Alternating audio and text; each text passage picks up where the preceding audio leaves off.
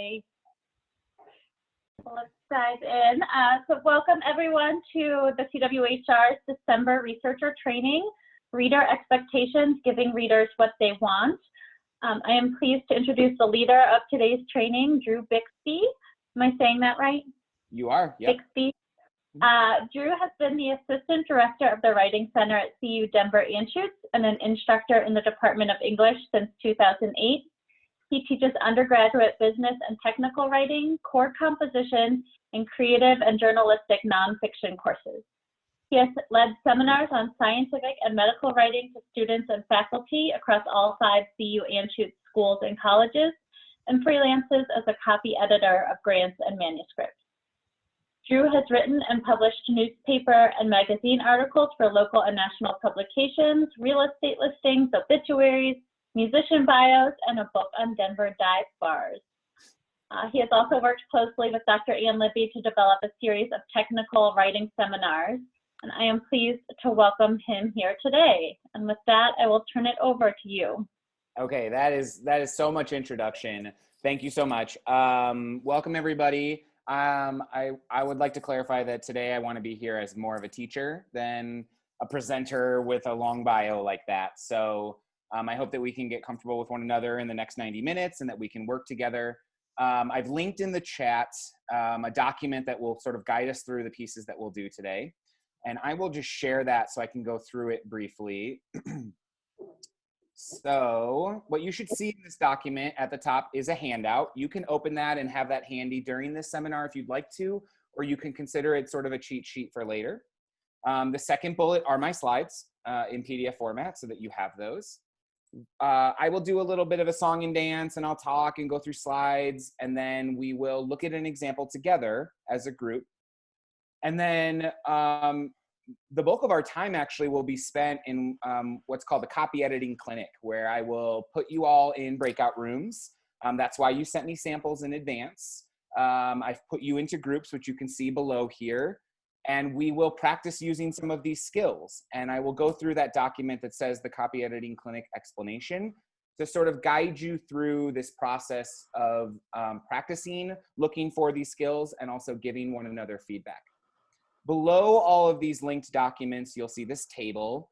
And this table is here for you in case you're having a question while I'm talking or in your groups that you would like to get down before you forget it. You are also welcome to interrupt me at any time, right? So I'll try to take pauses and I'll breathe a little between slides, though just barely. And if you want to cut in and be like, Drew, I have a question, please do that, okay? But if you put a question here, I will attempt to pay attention to it, especially while you're in your breakout rooms. And I'll try to address it before the session is over. So before I launch in to the topic and the slides, are there any questions I can answer before we get started?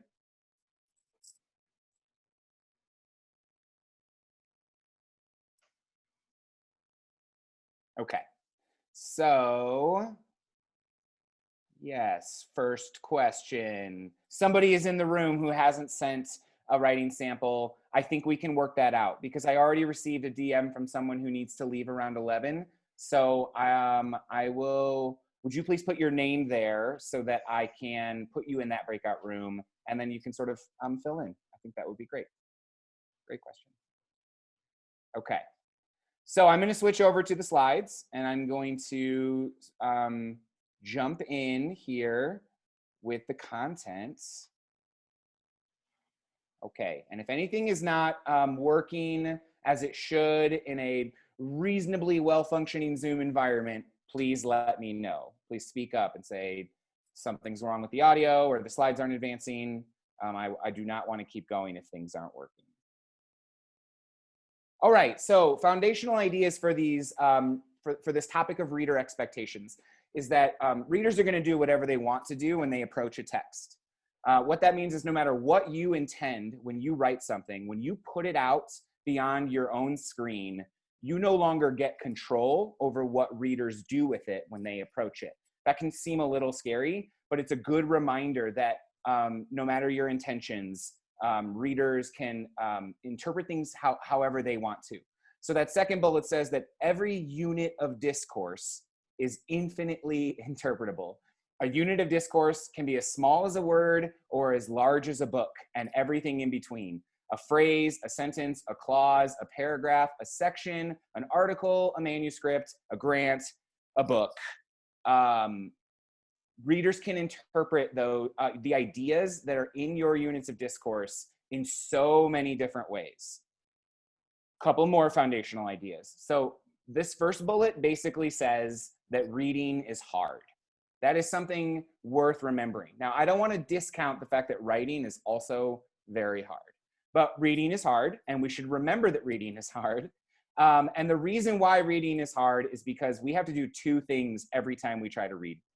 We have to perceive structure and we have to comprehend substance. So, I won't be able to use this example for very long, but I've got 3 young daughters, and one of them is just getting on her feet as a reader. And so one of the things that she'll do when she's reading is she'll sit down and she'll read all the words. And we'll say, great job reading all those words.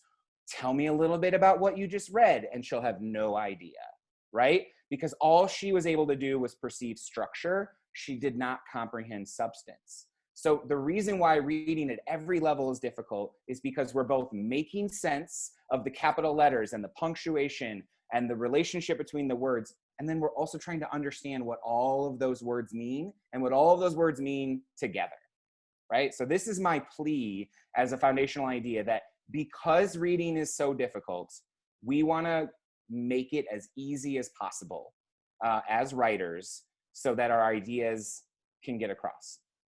So linguistics tells us, and I'll draw on linguistics a bunch during this seminar. Linguistics tells us that readers have these fixed ideas for where things appear in every level, every unit of discourse. So a really easy example here is storytellers, and let's use the example of a film or a novel, that if a character is the protagonist, if we've got a main character that's important and central to the idea, unless you're working in a fairly avant-garde strain of creative writing, you probably introduce that character early in the story. You don't wait until the end to do that.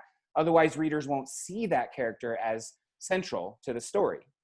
The scientific example is IMRAD, and I don't want to condescend anyone here, but just in case, introduction, methods, results, and discussion, right? So when you're writing a scientific manuscript and you're following a setup like this, there's a reason why we don't discuss the results in the methods section, or why we don't put the results in the introduction section. It's because we have these established norms and our brains have learned to expect certain information in certain places. The same is true at the sentence level, and that's kind of what we're here to talk about today. So this last bullet, it feels a little harsh, I understand, but if a reader doesn't understand a text, it's the writer's fault. It's not the reader's fault. It's not, it doesn't behoove us as writers to say, well, I wrote it real good, so if readers don't get it, that's on them. It's not on them. It's going to end up being on you, especially in a high stakes environment like trying to get a manuscript published or trying to get a grant funded, is that if your reviewers are not understanding what you're communicating, that's going to end up being a problem for you. So what I would like you all to understand today is that there are these 5 questions, and these are going to result in sort of these 5 tips that I give you for your sentence level writing. So in every single sentence that you write, readers need to know these things. What's happening? So first of all, what is going on? And this is the action of the sentence. Second, from whose perspective, right? So what is the subject of the sentence? Who is the subject of the sentence? Whose story is this? Readers need to know, how does this relate to what I just read? They want to start to anticipate, how is this going to relate to what I'm going to read next? Because I'm trying to make sense of all these ideas together. And then this 5th item says, what actually matters here? We use a lot of words. We use the best words when we write sentences, but they aren't all equally important. A lot of the things that we write when we write are used to set up our important ideas or to support our really important ideas. And readers really want to know, what is the important stuff? And there are things that you can do to help readers feel more comfortable with all 5 of these questions. So I'm going to frame some of this advice through the conceptual terms of the topic position, the stress position of a sentence, and then the verbs in your sentence. So let's talk about your topic position. Readers expect a story about whoever shows up first. So this is the thing that is probably most important about understanding the beginning of your sentence, is that we naturally look to the beginning of the sentence to find the subject. The problem is we as writers don't always put the subject of the sentence in the beginning of the sentence. That creates a disconnect between us and our readers. In the beginning of sentences, the topic position is the beginning of the sentence. Readers also want linkage and context from what they just read. So I'll say this probably a few times throughout this presentation, but if you've ever heard someone say, oh, your writing doesn't flow, and you're thinking, what does that mean? This is a big part of what that means, is that what you're putting at the beginnings of your sentences is not linked closely enough to what you just wrote in the previous sentence for readers to be able to see those sentences as holding hands. Okay, so readers also have fixed ideas about verbs. They expect subjects and verbs to be close together. That's the simplest way that I can state it. So they want the subject and the verb, right where they can find them and see them as related. An analogy that I can give you is of a big heavy cinder block, okay? So figuratively speaking, you introduce the subject of your sentence. As soon as you do that, you hand that subject to your reader like a cinder block. And they have to carry that cinder block until they find the verb that goes with that subject until they can set it down. And the longer your reader has to carry that cinder block before they can put it down, the more tired they're going to be and the less likely they are going to be to continue through that sentence and other sentences understanding what's happening. So subjects and verbs close together. The next point about this is, and this one sounds so basic, is that readers expect verbs to convey action. That's what verbs do, right? They convey action. The problem that scientific writers often have, though, is that we do a lot of ising. We do a lot of to be verbing, and we end up often repeatedly describing what things are rather than what things are doing. And so this is a reminder that in your own writing, you may find that you're doing a lot of this ising or has-beening instead of conveying action. And that's less engaging and more difficult for readers.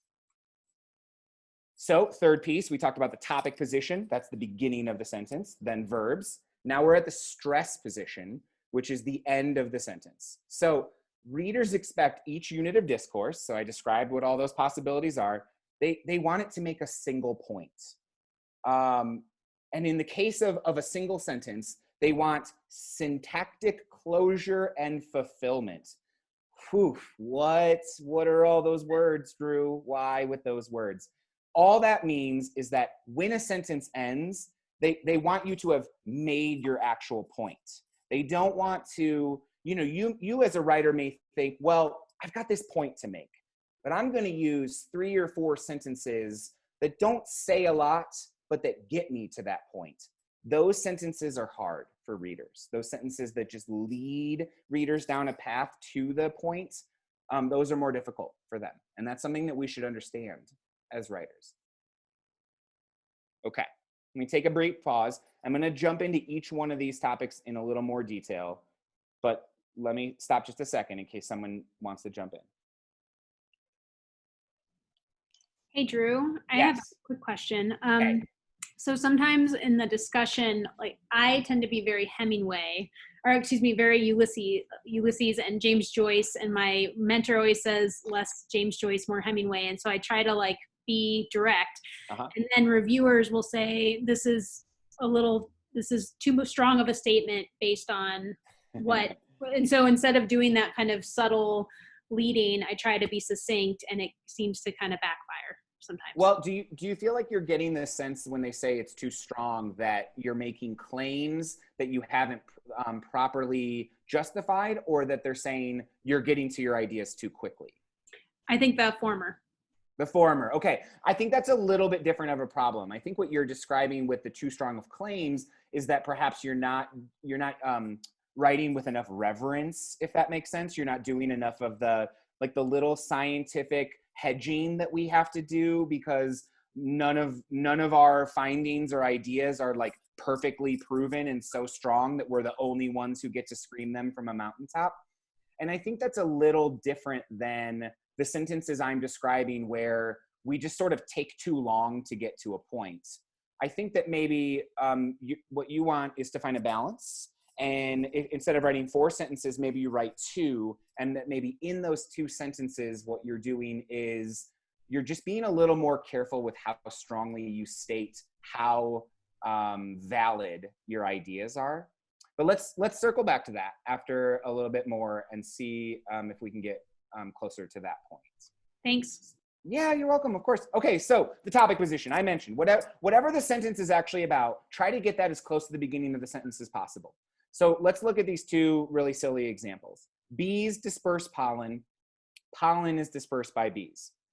These sentences seem to say the same thing, but in a reader's mind, these are sentences about 2 different things.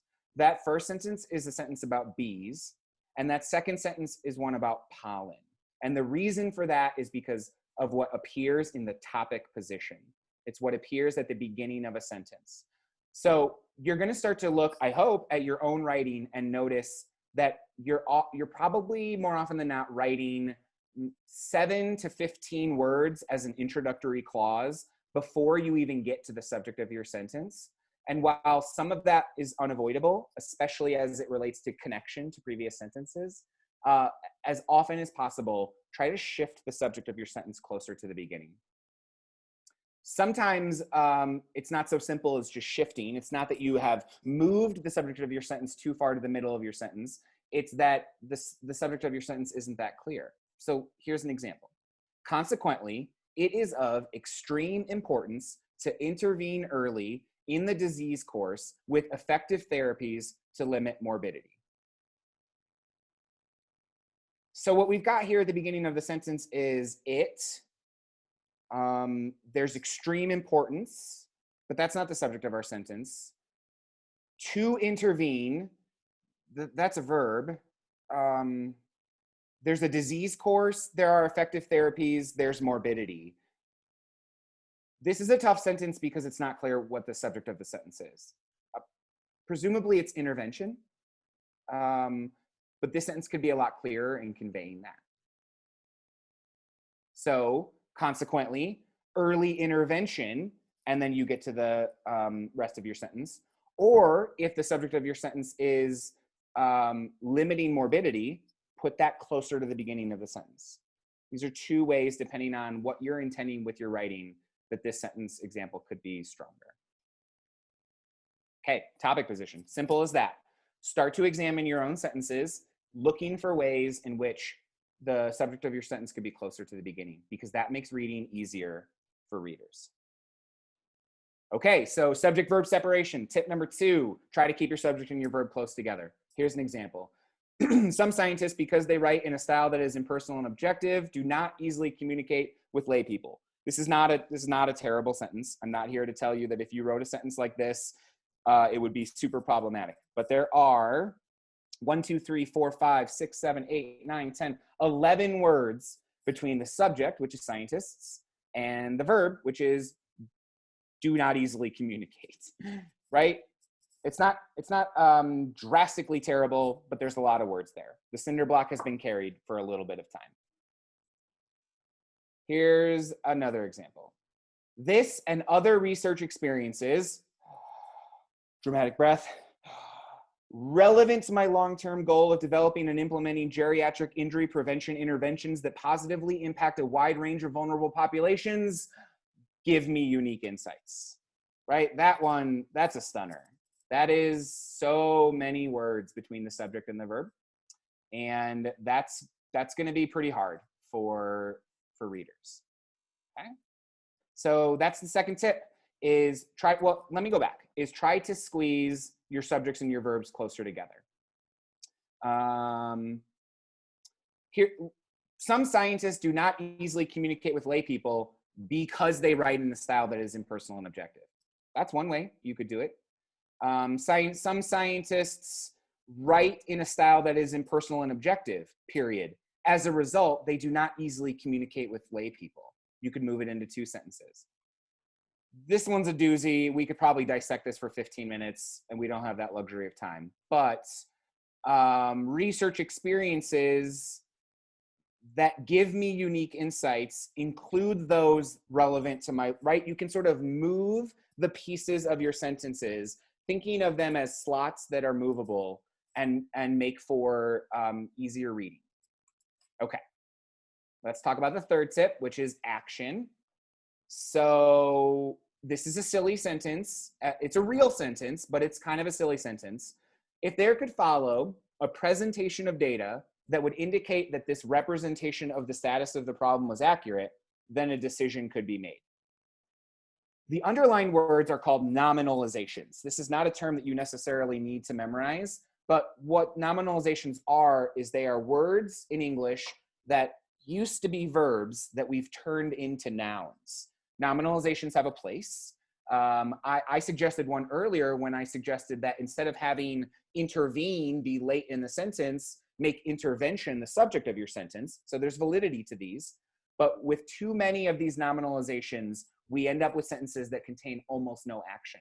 So what could be happening in this sentence is presenting, representing, indicating, deciding, and instead we have this kind of mucky sentence where it's not really clear what's happening at all.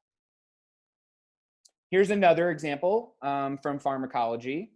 All of the verbs in this passage, you don't have to read this passage, all of the verbs in this passage are bolded, and I've compiled them here to show you that the verbs that you just saw in this massive passage are is, are, has, is, can be, and destabilizes. So destabilizes is a great verb. It shows action, things are happening, but the rest of those examples, all they're doing is describing the existence of things. So caveats everywhere, asterisks dropping from the sky. We often have to describe the existence of things. So I'm not here to tell you you should eliminate all of the to be verbs and the is and the existing of things. My plea here to you as future writers after this seminar is to pay attention to how often you're doing that and how often you're doing that in passages where a reader might finish and think, I don't have any idea what happened in that. I have a sense of what is, but not what's happening, okay? So subject as close to the beginning of the sentence as possible. Subjects and verbs close together. Verbs showing action. Let's talk about the stress position, which again is the end of the sentence. So linguistics again, we know from linguistics that readers naturally emphasize what occurs at the ends of sentences. So that's sort of just a pro tip for you to take with you, that even if you didn't realize you were doing it as a reader, and you probably didn't, this is one of those like undergrad in a massive sociology lecture moments where you're like, whoa, the world makes more sense now, that we naturally do this when we read. And it has something to do with attention span, and it also has something to do with whatever just happened the most recently is kind of what we remember. So what you should know about the end of the sentence, the stress position, is that it can vary in length. So there is no set rule on what is the end of a sentence. It varies in size and length. And then the second point is sort of a little much, but I'll show you an example. You can sometimes technically create multiple stress positions in your sentence if you're one of those writers that loves the sort of complex sentence with a semicolon approach, but you should use these with caution, okay? So here's an example of a short stress position. This application builds on local and national research infrastructure to study pediatric morphea. I'm probably not pronouncing that correctly. So short stress position there, they're gonna study pediatric morphea. No problem. Here's a longer one. With insufficient evidence regarding topical therapies, providers have no guidance when making treatment decisions, practice patterns vary widely, and children continue with preventable scars. readers can handle the fact that there are 3 important ideas in this sentence, so long as every one of your sentences doesn't ask them to do this. And you can create these sort of 3 emphasized stress positions using strategic semicolons. Just wield that sword sparingly, okay?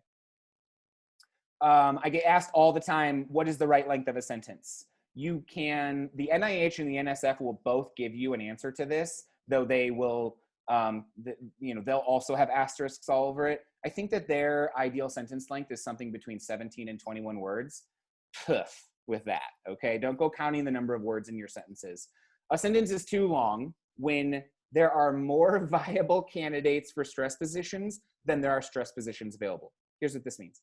If you have numerous important keystone ideas in a sentence, but you've only got 1 stress position, presumably, and it's at the end of the sentence, then your sentence is probably too long.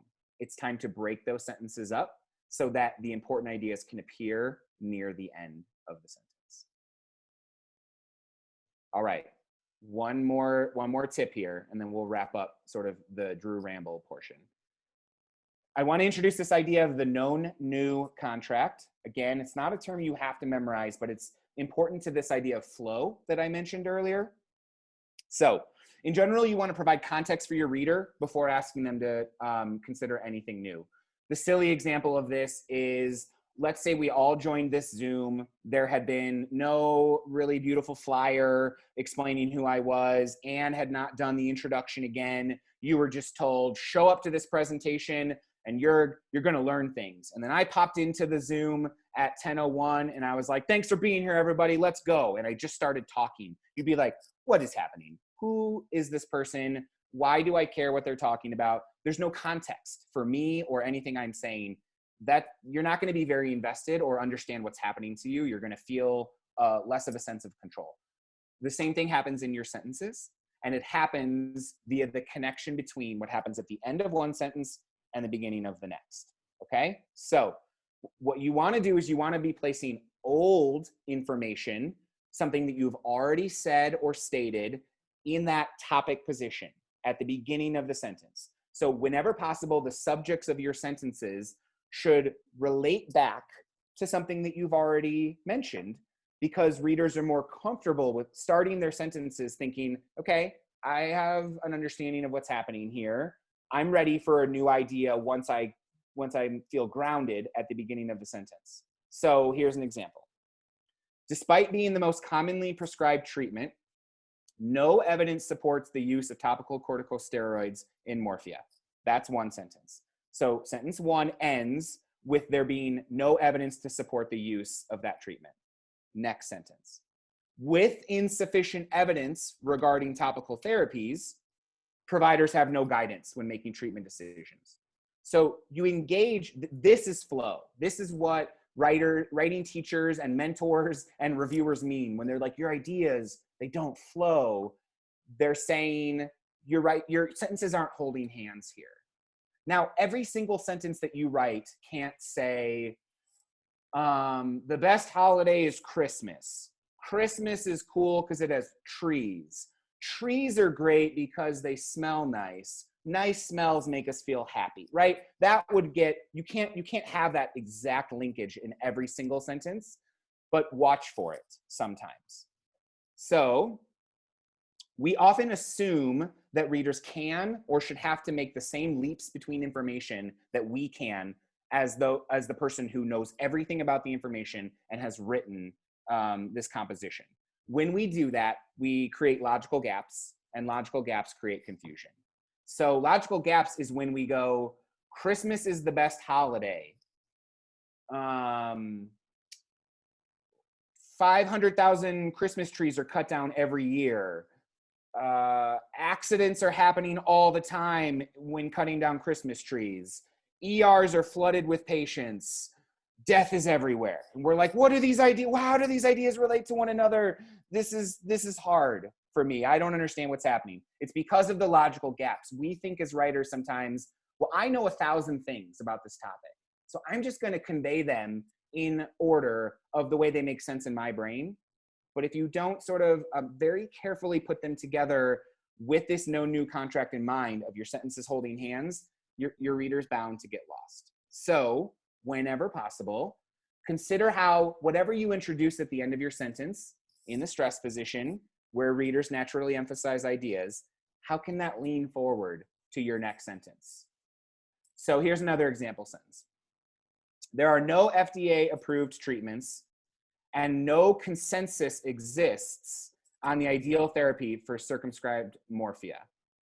Most physicians use topical medications. This is a nice example of the way that in one sentence, what appears near the end of the sentence is there being no consensus.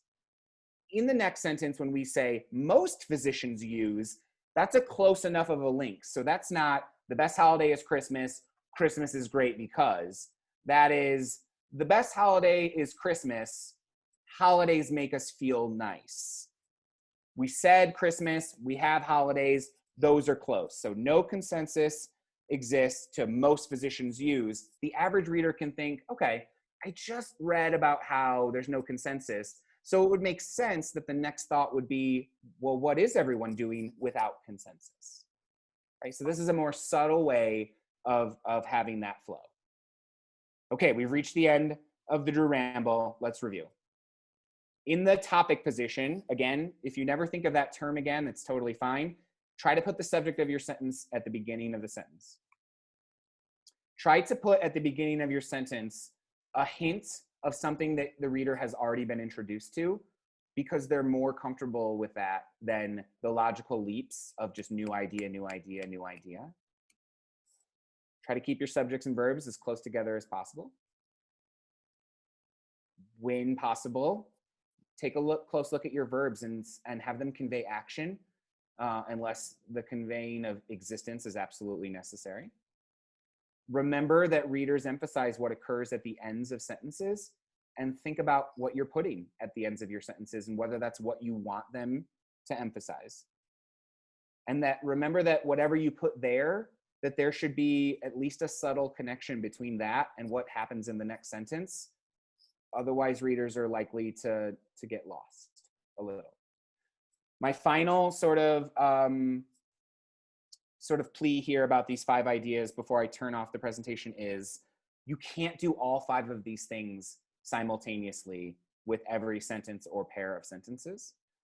You would drive yourself crazy. So you would think, okay, well, I need my subject at the beginning of the sentence, but my subject is not as closely related to what happened in the previous sentence as I want it to be.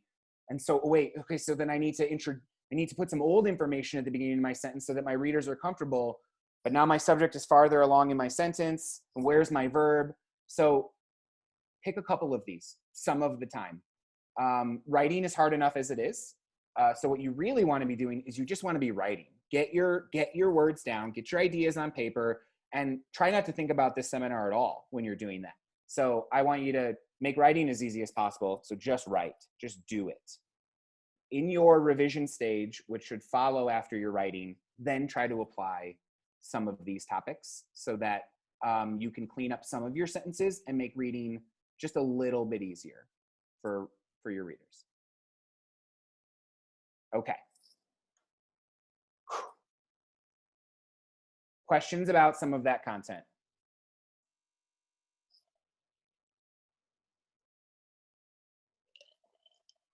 Okay. Great. So let me return to the document that I shared. So the handout, which I'm not going to click on, contains those 5 tips distilled. I like to imagine that everyone who listens to me ramble prints it out on nice cardstock, puts it in a frame, and hangs it somewhere close to where they write. So, you know, if you could just let me believe that's what you will all do, that would be great. Let's look at a quick example before we move into practicing some of these ideas in small groups. So I want to navigate around.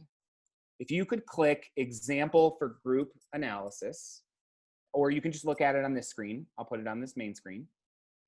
I just want to take a couple minutes. I'm going to I'm going to turn off my video for 3 minutes.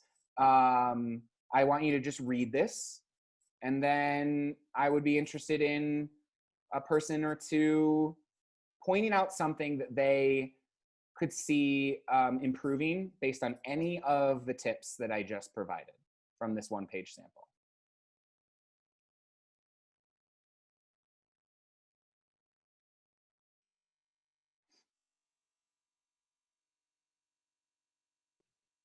I guess I would try to maybe make the first sentence a little bit more active. So chronic kidney disease leads to progressive or causes progressive loss of kidney function rather than is characterized by.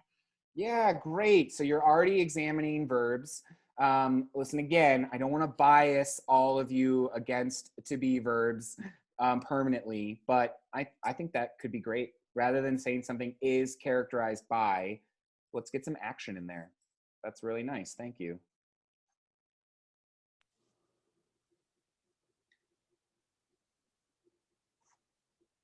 Can I ask a quick question? Please. In the second sentence, I was thinking about this as you were going through things. So yes, that clause right there, in the United States alone.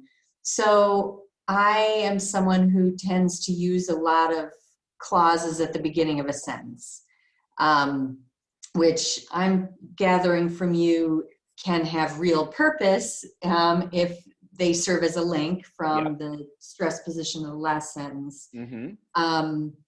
But do they detract from, in general, I mean, because you could put in the United States alone at the end of that sentence very easily. So the first part, so the sentence starts with the number of patients suffering from, which would follow your first and second guidelines. So I don't know, I'm sort of blathering on here, but in general, could you just say a couple things about how to handle those prepositional clauses? Sure. Well, so this is a great example of a sentence in that I think the reason why the writer may have done this by trying to have cohesion between sentences. So the previous sentence ends with all over the world. So then we've got this nice link of in the United States alone, which is like, oh, great, we're getting more specific. This sentence is building on the one before it, and it's zooming in. So some might argue, well, Drew, let's leave that alone. That's really nice. We could apply a different one of our tips, though, and we could say, all right, what are the key ideas here? We've got patience. Patience, I think, is the subject of this sentence. We've got the verb is, patients suffering from CKD, and we've got is. So patience happens a little later in the sentence. We've got a verb that doesn't convey action. I guess what I would say is, can you use multiple tips to improve a sentence? If so, that is logic for crushing another one of Drew's tips. Here's what I would say for this sentence. I think it would be a better sentence here to say 26 million US patients suffer from CKD, right? That I think is the sentence that honors the most number of things that would help readers understand the idea. And I think it doesn't destroy the link between the previous sentence because we've got, or we could say 26 million patients in the United States. Now we have our subject near the beginning. We've got the United States in the world that's pretty close for flow. We've got a verb that conveys action. And so because if you look at this puzzle and you think, okay, there's multiple problems, I could apply multiple things. This is a slam dunk, then take the slam dunk. But if you look at the sentence and you're like, any one of these things that I might try to apply, it just doesn't make the sentence better. And in fact, I lose something, then take the layup and leave it alone. And so if you're a writer who loves this sort of introductory clause, these prepositional phrases, you want to make sure there's enough context for your idea before you introduce it, identify those sentences in your writing and just try to find a few of them that you could revise according to these principles and leave the rest of them alone. Because again, you can't change every sentence and you can't honor all of these tips at the same time. But if you can make 20 to 30% of your sentences a little easier for readers, that is enough usually for your reader to really get on board. Let me show you my highlighted version of this document. Here are some other examples on the screen.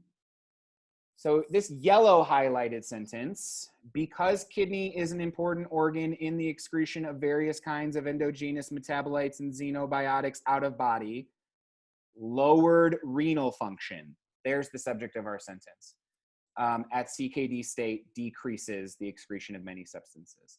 This would be an example if this was your writing where you could say, okay, my subject is not at the beginning of the sentence, it's in the middle.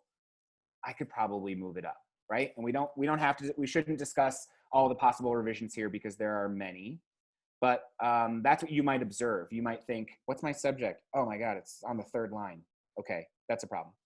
In the green example, this is a problem with stress positions, also with verbs. The increased toxic substances resulting from the lowered renal function are called uremic toxins or uremic retention solutes, which have been classified into 3 categories according to their water solubility, molecular weight, and protein bounding character, and then 3 more terms. So there are more candidates for stress positions than there are stress positions available, which means this green passage, it must be multiple sentences.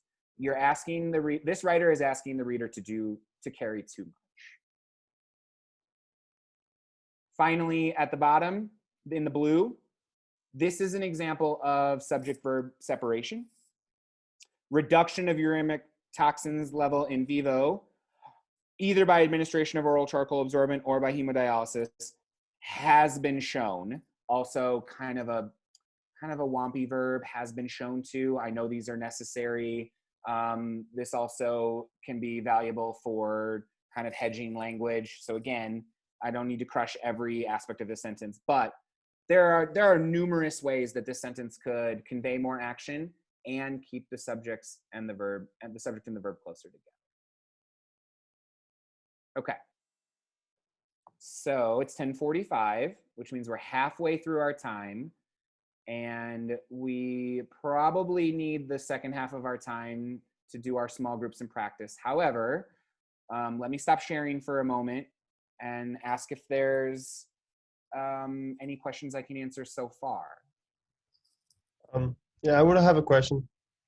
I'm not sure I understand how you determine how many stress positions are available. Great question. The default is 1. Yeah, okay, that so was there's my, only in general feeling, yeah. you should assume that between the opening capital letter and the ending punctuation, you only get 1. You know, across 1,000 words, you might be able to get away with 1 or 2 of those sentences that have multiple, because you might be able to use creative punctuation like semicolons or colons to be like, I've got 2 important things to say and I really want them together in this one sentence. But generally speaking, 1. And so if you are looking at that sentence like I identified, there were so many ideas in that sentence, and there was only 1 stress position. Does that answer your question? Absolutely, yeah. Okay. Okay. Yeah, you're welcome. Anything else?